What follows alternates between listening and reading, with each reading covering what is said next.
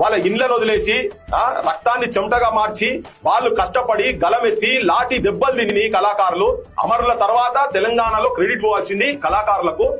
లాఠీ దెబ్బలు తిని బుల్లెట్ గాయాలు రబ్బర్ బుల్లెట్ గాయాలు తిని ఎన్నో అవమానాలు పడి పోలీస్ స్టేషన్ల నుండి జైళ్లకు పోయి వచ్చినటువంటి వాళ్ళే తెలంగాణలో ఉన్నటువంటి కళాకారులను, తెలంగాణ రైటర్లను వాళ్ళని కూడా తీసుకురావాల్సింది. దేంట్లో తక్కువ పోయిన చెప్పు? పాడేదాంట్లో తక్కువ పోయిరా మనోళ్ళు, రాసేదాంట్లో తక్కువ పోయినరా? చంద్రబాబులోనే ఉన్నారు కదా వీళ్ళందరూ. వీళ్ళందరూ ఎక్కడ కనబడతలేరే? వీళ్ళని అసలు వీళ్ళ పాత్రనే లేనట్టుగా తెలంగాణ అంటే తెలంగాణ రాష్ట్రం లేడు, తెలంగాణ వాటోళ్ళు లేడు.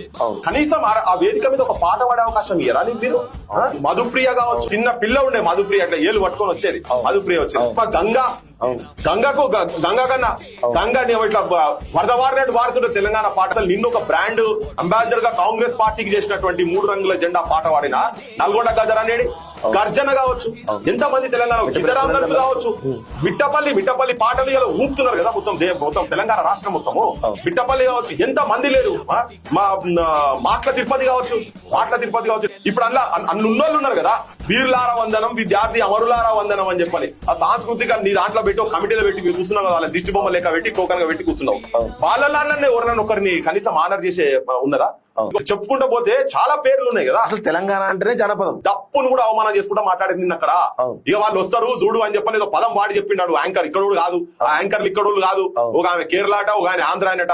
వాళ్లకు లక్షల రూపాయలట, 6.5 లక్షల రూపాయలట పైసలు వాళ్ళకి ఇచ్చేటి. ఒకవేళ నీకు గద్దరన్న మీద ప్రేమ ఉండేది ఉంటే నువ్వు తెలంగాణలో ఉన్నటువంటి తెలంగాణ పోరాటంలో ఉన్నటువంటి కళాకారులందరినీ గౌరవించాలి కదా. నువ్వు గౌరవించలే కదా, నువ్వు గౌరవించలేవు. నీకు ఆలోచన కూడా లేదు.